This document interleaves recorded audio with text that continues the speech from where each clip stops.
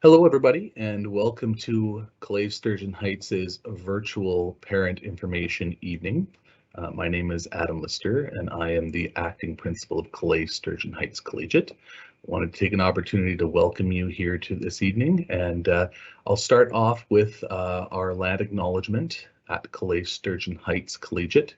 We acknowledge that we are on Treaty 1 land, the traditional territory of the Anishinaabe, the Innu, the Dakota, and the homeland of the Métis Nation.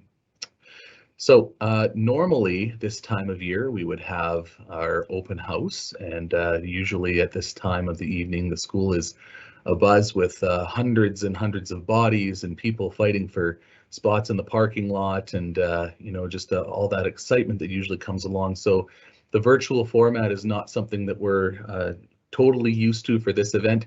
It's been something that we've been become accustomed to over the last 2 years, but it certainly hasn't replaced the excitement that usually comes with this evening, and we're certainly hoping that we can get back to an in-person format for next year. But for this evening's purposes, we'll be moving forward with the virtual presentation. So I will just move over to the actual presentation here, and we'll start looking at what things will look like for Calais Sturgeon Heights. So at Calais Sturgeon Heights, our mission statement is we're committed to developing global citizens with inquiring minds and compassionate hearts. And a big part of that mission statement speaks to how we're really preparing students for an ever-changing world. A lot of the jobs that we're preparing students for don't actually even exist yet. And while content education is very important, it's even more important that we work to develop skills and attitudes and dispositions that will help our students be successful, regardless of what the future will hold. So I just wanted to talk a little bit about our goals for this evening. Our first goal will be to introduce ourselves. We're also going to provide some information about the high school experience so that you have an opportunity to see what it looks like in this big building here. And then we're also going to hope to give you a taste of some of the opportunities that we have here as far as programming, course selections, and extracurricular. So I'll start off with introducing our school administration team. We have everybody here with us tonight, so bear with me here while I go through our team. As I mentioned before, my name is Adam Lister. I'm the acting principal, and I currently work with the grade 10, moving to grade 11. So next year, I will be the administrator working with the grade 10s. No, I'm going to introduce you here to Mr. Braun. Mr. Braun is our grade 9 vice principal. He will be your person starting next year. So that is Mr. Braun. Hello.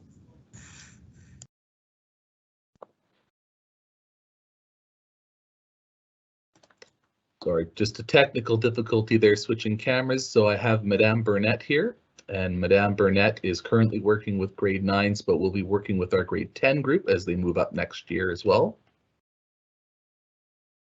Also working with our grade 10 group next year is Ms. Amaral, who currently works with grade 9s. She moves up with them as well.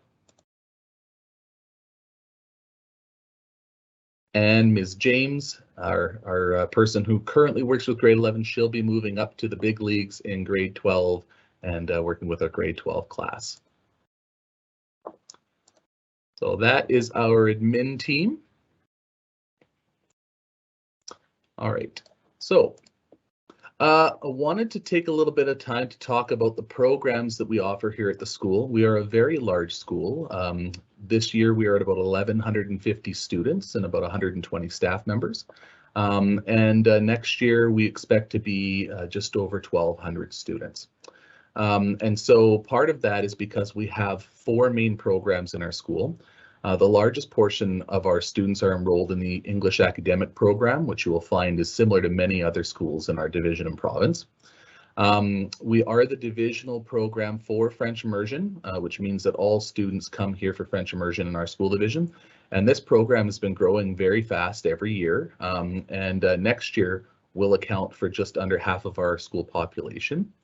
And coming soon, this coming year actually, it'll start, we're going to be offering an advanced placement program. And while that might not apply to you in your grade 9 year, there's some considerations that grade 9 should make when registering for courses. And so we'll talk a little bit more about that later in the presentation. Our fourth program that we feature in the building here is our Skilled Trades and Technology program. It's a very exciting program that has two primary objectives.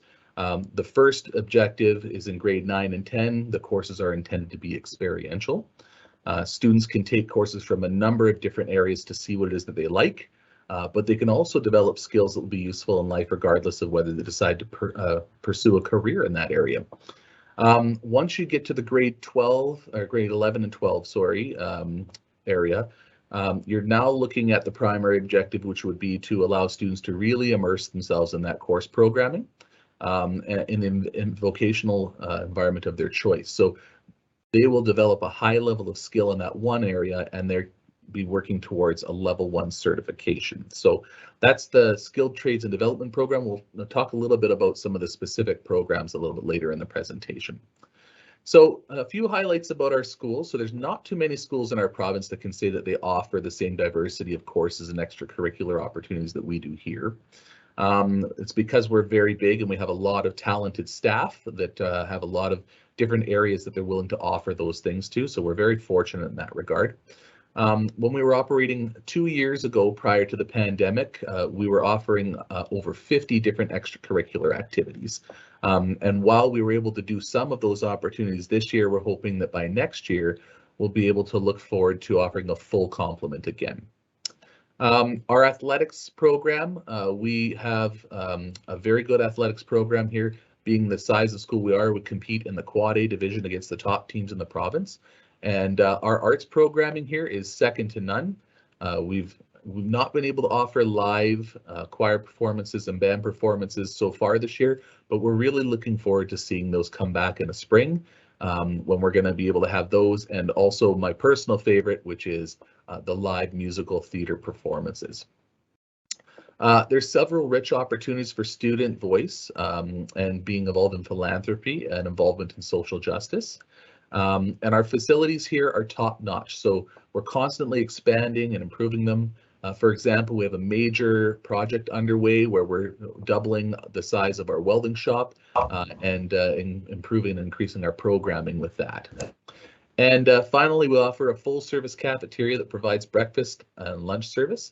The food is prepared by our culinary arts program, where students are training to become chefs. And the result is a wide variety of gourmet soups and salads and sandwiches, and we offer a lunch feature every day. And there's not many places where you can receive a full serving of chicken fettuccine alfredo with garlic bread for $7. So it's a really great opportunity here to send your kid with some money instead of lunch. And we've got a great culinary arts program, eating very healthy and very good here. I wanted to share a little bit also about school spirit here at Calais Sturgeon Heights Collegiate. School spirit is alive and well. A lot of it begins with our student council. It's been a very challenging year to plan school events with all of the restrictions that have been in place, but our student council has done a fabulous job this year finding ways to engage our student body in events that have really raised our school spirit, especially in these difficult times. Some things that we've included this year have been grade wars, where students are challenged and they earn points by taking on those challenges by doing things such as dressing up to support a certain cause or bringing donations for a certain cause. One such example was this year, as in years in the past, our students and staff raised donations of food and money, and they created and delivered over 50 giant hampers for families in our community. We also have a very strong intramural program here where students get to compete against the staff in several different sports and activities for the championship of the free world. And also next year, we hope to be able to bring back our student recognition assemblies where we highlight the wonderful things that our students accomplish both in and out of school throughout the year. So if you'd like to see many examples of how school spirit is alive and well in our building, you can always check out our website, or better, you can visit our Instagram feeds at Sturgeon Heights Huskies and at CSHC Student Council. You'll find a whole bunch of examples of all the things that we've gone through this year while under restrictions, and you can only imagine what that would look like in this building when we're able to get back to our regular events. So now it's time to have a closer look at what you can expect from grade 9. So we'll start off by talking about a change that you'll notice right away from middle school. So in middle school, your schedule likely changed every day. The classes were different throughout the day depending on your 6-day cycle. And your classes, with the exception of practical arts, would have spanned the entire year. So in high school, we follow the semester system. So what would happen is you would follow the same schedule every day for 5 months. And then when you get to February, we would start the second semester and you start a completely new set of classes. So if you're enrolled in the English program, which this presentation is for, the only class that actually goes the full year is your English language arts class, and the rest switch between the first semester and the second semester. So the interesting thing about high school also that you'll notice is that each course that you earn a passing grade in, you will earn a credit. The ultimate goal is to reach 30 credits by the end of grade 12 in order to achieve the minimum standing in order to graduate. So let's take a look at what that would look like, your journey from grade 9 all the way through to grade 12 in earning those 30 credits. So a grade 9 student is fully timetabled, would typically earn 9 credits. Then in grade 10, students typically earn 10 credits. And we do have our grade 9s and 10s fully timetabled for the most part.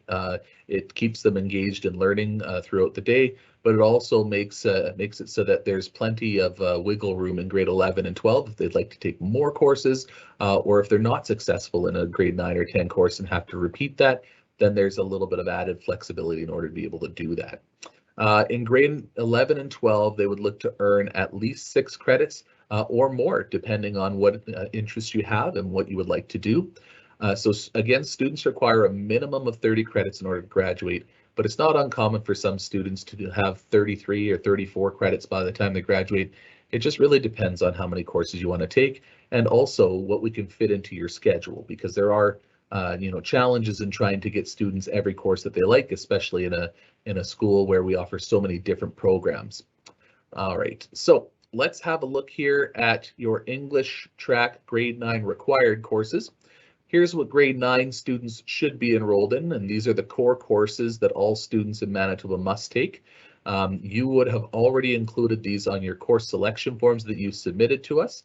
And so you'll notice that you've got English that goes all year, and the other courses, mathematics, science, social studies, and phys ed, you would take only in first semester or second semester, but not the full year. Then you would have chosen 4 additional credits to complete your timetable. Now you may have chosen some of the options courses that you see listed here on the screen. Some of these you might be familiar with, but some you might not be familiar with. So I thought I'd explain a couple of courses that you might not be familiar with. So transitional math is one that you might not be familiar with. It's a course where students spend time studying concepts in math that'll better prepare them to take them into the grade 9 math course in the second semester.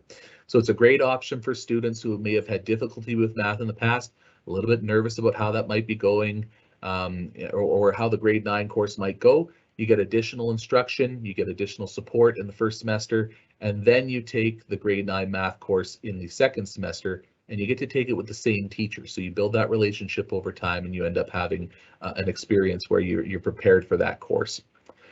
Geography is actually a grade 10 course, but some students choose to take it ahead of time in grade 9, and that's something often done by students who wish to take AP courses to free up room in their timetable in the future. We can talk about that a little bit more when we look at the AP program. Real life topics in math is a course where students can study how math goes beyond computation and spreadsheets.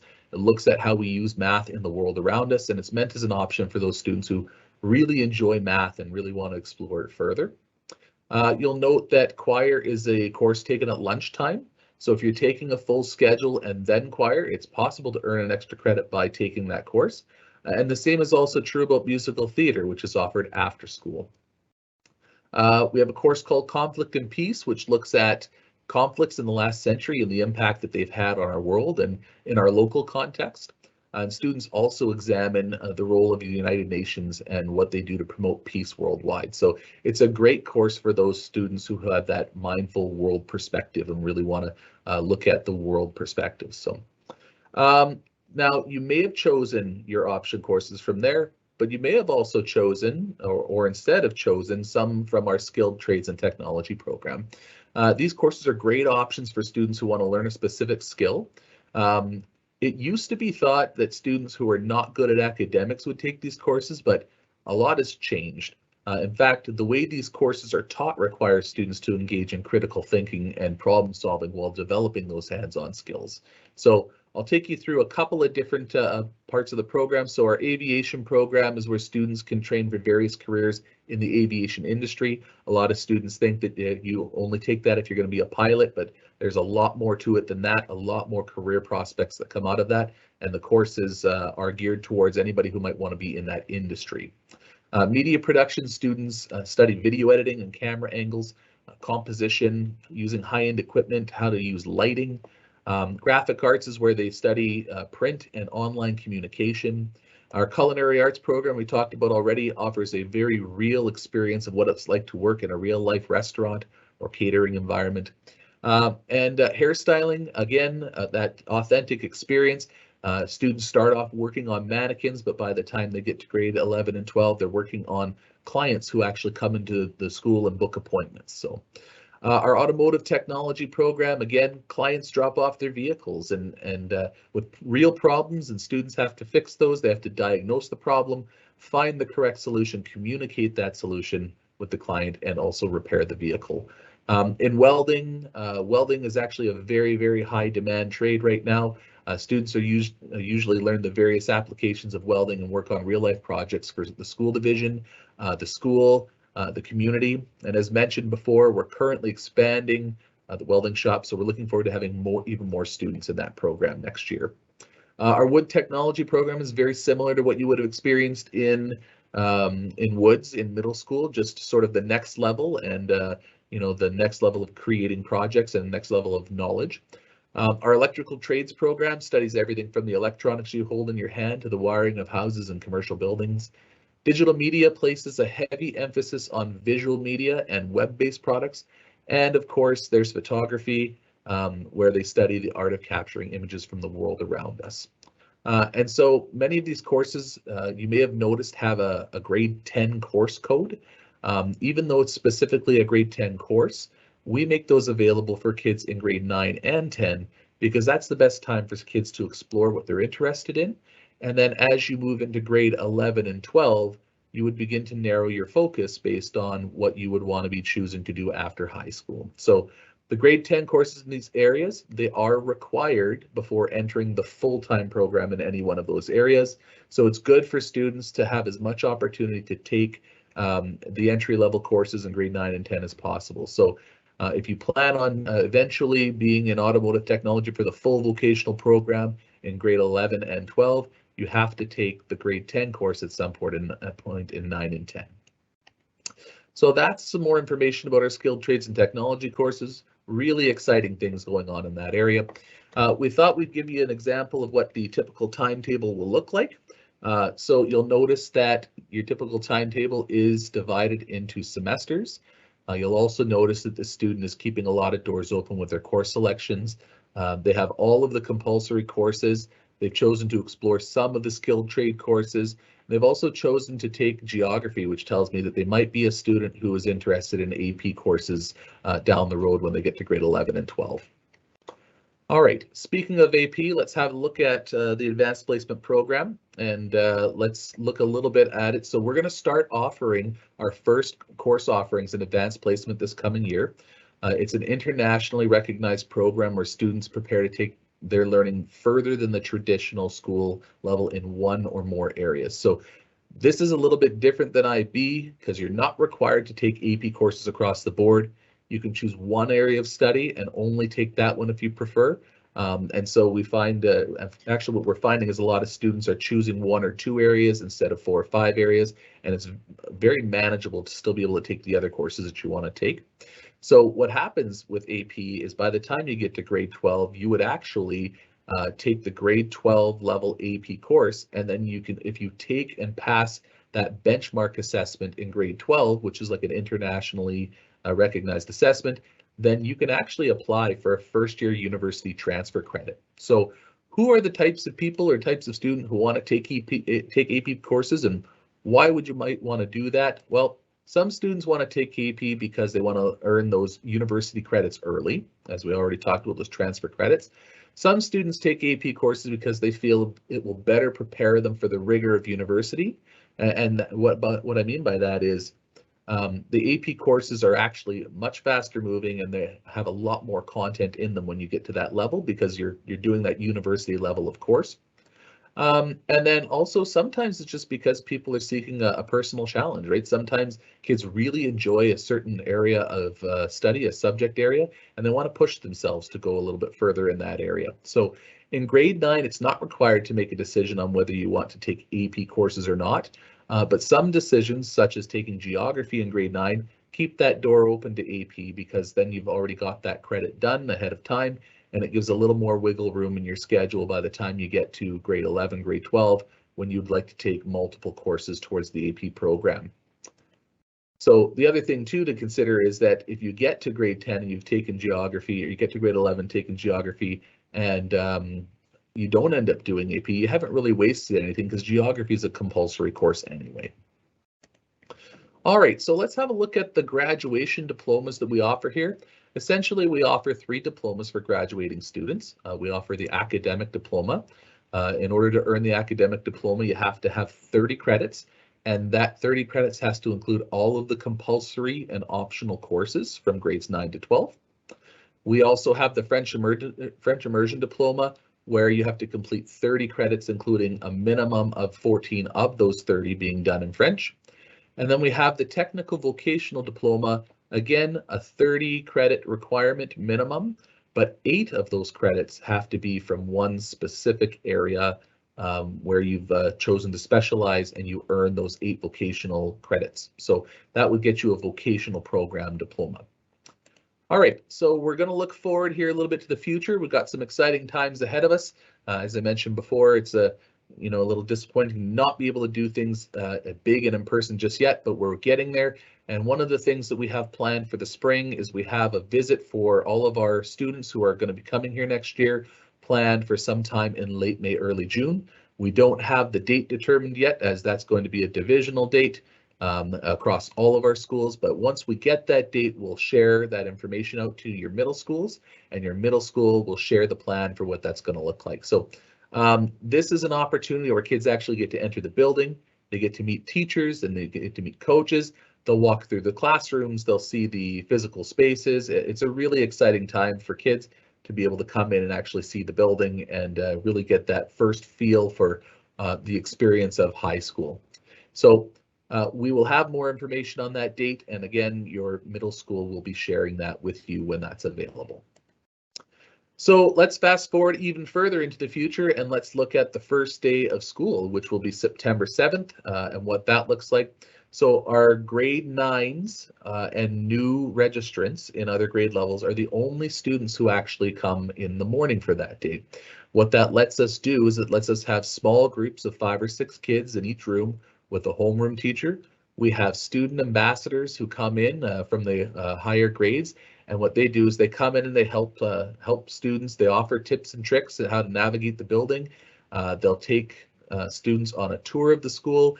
Students will have their schedule, and an ambassador will help them navigate their schedule so they can find their way around. And it really provides a really good context for new students to be able to find their way around the building and feel way more comfortable here in the building without hundreds and hundreds of kids wandering around. And so what happens in the afternoon is when all grades come in the afternoon, and we actually have a shortened 20-minute class, all 5 classes, shortened 20-minute periods where you get to meet your teacher. They'll do the course outline with you and talk about what the expectations are in the class. They'll also provide a list of any school supplies that you need, and we sort of call this our speed dating version of doing the entire calendar in one afternoon, or the entire schedule in one afternoon. And then, of course, on the second day of school, we do the full day in full periods. I also wanted to just give a heads up that typically we do picture day on the second day of school, so that would be September the 8th. We have not confirmed that yet with Life Touch, but as soon as we do have that confirmed, we will move forward with communicating that to you. So that's what you can expect in the year to come. I'm going to tell you that you're going to be really excited and you're going to love high school. When you get here next year, you're going to notice that you have a lot more responsibility, but you're also going to notice that we're going to give you a lot more freedom. For example, lunchtime, you may have to eat in designated areas right now, but here students can choose to eat in the cafeteria. Some eat at the bench seats by the windows, others in classrooms with activities and teachers. Some students leave the building to go to neighboring restaurants for lunch. And that's just one example. There's a lot of freedom given to students here and a lot of responsibility, but as long as you use your privileges responsibly and you're respectful of peers and your staff, you're going to find that high school is a great place to be. And the best piece of advice I can give to new students is to get involved. Our school has so many things to offer for students, and we know that the more involved students are in school, the greater overall success you experience in school and even after graduation. So I do realize that this is a lot of information in a very short amount of time, and I know that there will be some questions. So what we'll do is we're going to do our best to answer the questions that you have. We have got our vice principals standing by to moderate those questions. And what you can do is you can click on the top right corner. There's a little question mark, and it will give you the opportunity to ask a question. We're mindful that there's a 20-second delay in this live performance, so it's not quite live as they would suggest, the broadcast, but it may take a few minutes for your, a few seconds for your questions to come up. So what we're going to do is any questions that would benefit the whole group, Mr. Braun's going to pass along for us to answer live. If you have something that's more specific that is related more to your child, Mr. Braun or one of our other vice principals will reply to you directly. And if it's something that they can't answer right away, they may ask for your email address so that they can contact you in the coming days. So I think I just chattered at least 20 seconds there. So hopefully maybe we have one question in the queue already. Mr. Braun, do we have a question? Yes, we do. What do I do if I change my mind about my course selections? Oh, okay. Course selections. Yeah, that's actually not uncommon. That happens quite often. We do ask students to choose their courses in February, and even after this presentation, getting a little bit more information or a little bit more thought, sometimes students have a change of heart and they have a different idea of what they're going to want to do. So if that's the case, the best thing that you can do is to contact Mr. Braun, who's the grade 9 administrator for grade 9 next year, and he can help any changes or with any changes. So I've actually got a slide here that gives you his email address, so be sure to jot that down if it's something that you're interested in doing or you'd like to have a little bit more information about that. Okay, Mr. Lister, got another one. When do I get my timetable? Oh yeah, timetables. So the timetabling process is quite complex. Right now, what we've done is we've taken the 1,200 course selection forms we've gotten from our students and we've entered them all into our timetabling software. And what will happen is over the next couple of months, we'll do our job to build the best possible timetable we can so that students get the maximum number of choices that they wanted in the best possible scenarios. So that usually takes us all the way into June. And then once we have a working timetable, what we like to do is tweak it a little bit just to get that perfect timetable as best we can. We actually cannot see anything or share anything with anybody from other schools until after July 1st. So the school division will roll everything over July 1st. Then we have access to your email addresses and also to our current students. And so what happens is at that point in time, we'll send out information about how you can access your timetable and when you can. And if the timetable is not right when you get it, don't worry about that. We do have the last week before school and the first week of school, we do have timetable appointments that you can make and you'll be able to contact the school in order to do that. All of that information we'll share once we get to the summertime after we've rolled over and we have the ability to contact you directly as well. Okay, Mr. Lister, I got another one for you. I would like to know about transportation options to students. Perfect. Okay. So transportation options, we can answer those questions a little bit more specifically. If you have a question, you can contact Ms. Amaral with that, but I can give you some general information about transportation.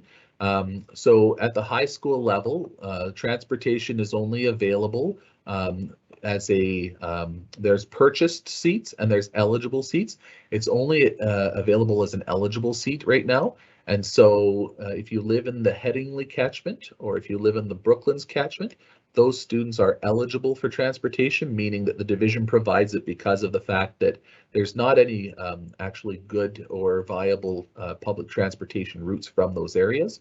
But if you do live elsewhere in the school division, students are responsible for their own transportation.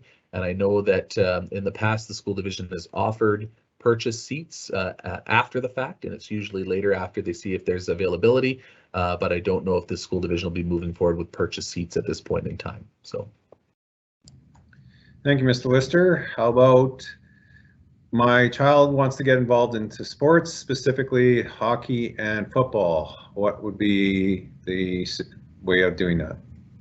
Perfect. Yeah, I mean, getting involved is great. If your child is looking at getting involved in hockey or football, I would encourage you to contact our school, contact the office, and ask for the name of the hockey coach or the football coach and email them directly. I know that our football program does do some things throughout the summer in preparation for September, and so it'd be good to be in contact with the football coach ahead of time. That's Mr. Vincent.